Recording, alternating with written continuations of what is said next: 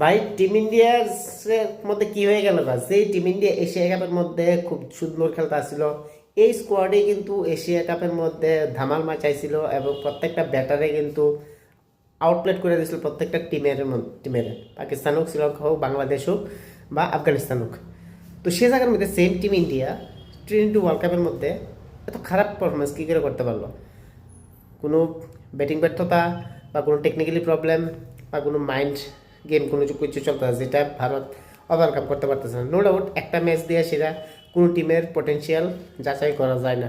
তারপরেও কমো হঠাৎ করে ইন্ডিয়ার কী হয়ে গেল? বা সেখানে টপ অর্ডার যে ব্যাটসম্যানগুলি কন্টিনিউ ফ্লপের পর ফ্লপ শো, চেঞ্জেস হইতেছে না। সঞ্জু স্যামসনরে খেলাবো কিনা নেক্সট ম্যাচে দেখা যাবে, কারণ লাগাতার যেহেতু টপ অর্ডার ফ্লপ হইতেছে, সূর্যকুমার ব্যাটে সেমন রান নাইতেছে না, তিলক বর্মা তো একদম খারাপ খেলতেছে, সব লেফট হ্যান্ডার, 7জন লেফট হ্যান্ডার, রাইট হ্যান্ডারের কোনো অপশন নাই।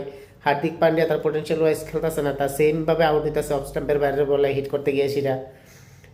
তিলক বর্মা ওভার অ্যাগ্রেসিভ খেলতেছে, অভিষেক যাদবের তো কী কমু কন্টিনিউ চলতে থাকতো। সেই রকম যদি চলতে থাকে নেক্সট যে ডোর ডাই ম্যাচ, তো ডোর ডাই ম্যাচ না, এখানে ভালো পয়েন্টও কিন্তু অর্জন করতে হইব।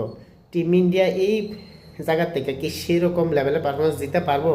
এটা কিন্তু বড় একটা প্রশ্নের ব্যাপার। চেপকের মধ্যে খেলবো, রান একটু বেশি হবে, এবার রান বেশি হইতেছে চেপকের মধ্যে। নেক্সট এসে জিম্বাবুর সঙ্গে খেলা, এবার জিম্বাবু কিন্তু সেরকম একটা টিম যারা বড় টিমেরা হারাইছে শ্রীলঙ্কা এবং অস্ট্রেলিয়ারে, এবং তাদের মাইন্ডসেট কিন্তু খুব তুঙ্গে আছে। সে জায়গার মধ্যে জিম্বাবু তো ডেফিনেটলি ভারতের ফাইট দিব। ইন্ডিয়ার টার্গেট জিম্বাবুরে হারানো প্লাস এবং বড় ব্যবধানে হারানো। কারণ ওয়েস্ট ইন্ডিজের সঙ্গে যে ম্যাচটা, এটা কিন্তু ইন্ডিয়ার লাগে খুব টাফ একটা হয়ে যাবে, কারণ ওয়েস্ট ইন্ডিজ আনপ্রেডিক্টেবল, যে কোনো কিছু করতে পারে তাদের দিনে।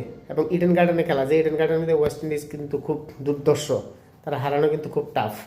সেই ইডেন গার্ডেনের মধ্যে খেলা, এবার ইন্ডিয়ার লাগে ডিসঅ্যাডভান্টেজ কন্ডিশনটা তেরকম একটা সুটেবল না, একমাত্র বরুণ চক্রবর্তী এখানে রেগুলার খেলতে আইপিএলের মধ্যে।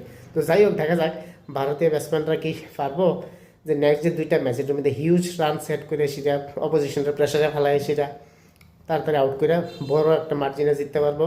এটা কিন্তু দেখার বিষয়।